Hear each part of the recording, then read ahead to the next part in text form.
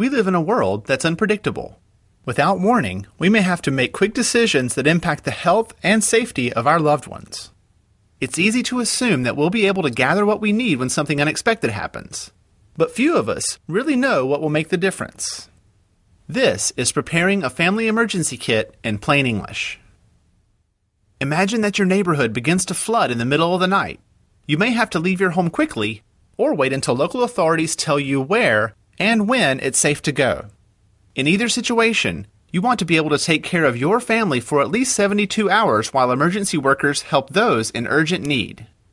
Having a well-stocked, portable, and easy-to-find emergency kit will help make sure that you have the basic supplies to keep you and your family safe, no matter where you are. Let's talk about what goes into that kit. In an emergency, the basic services we use every day may not work. For example, your water, electricity, gas, and telephone service may not work, and it may be impossible to access cash from a bank. When these services are not available, an emergency kit can provide the basic necessities. For example, we all need water. The rule of thumb is 2 liters per person per day for 72 hours, or 3 days. It's a good idea to use small bottles that can be carried easily. Of course, we also need food. Because your kit needs to be ready at all times, use food that won't spoil, like canned goods, energy bars, or dried food that can be stored longer. If needed, baby formula and pet food may be a good idea. And remember a manual can opener to open those cans.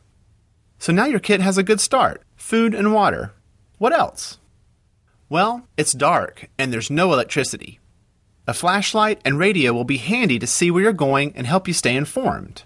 These both need power, so pack extra batteries.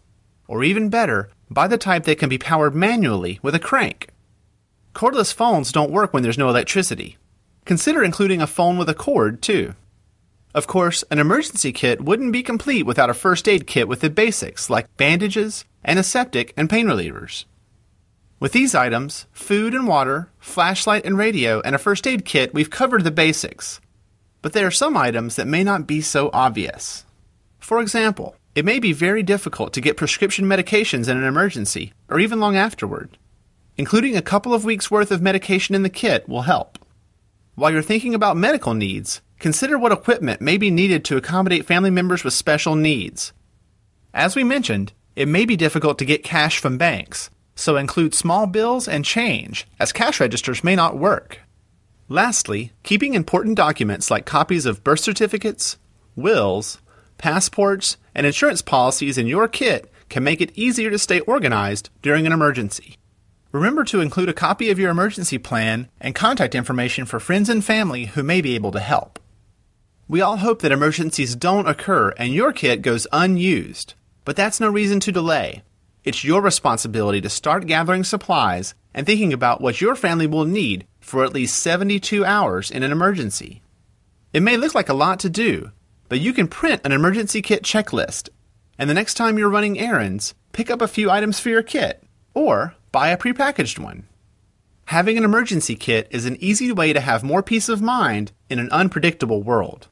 For more information, visit getprepared.ca.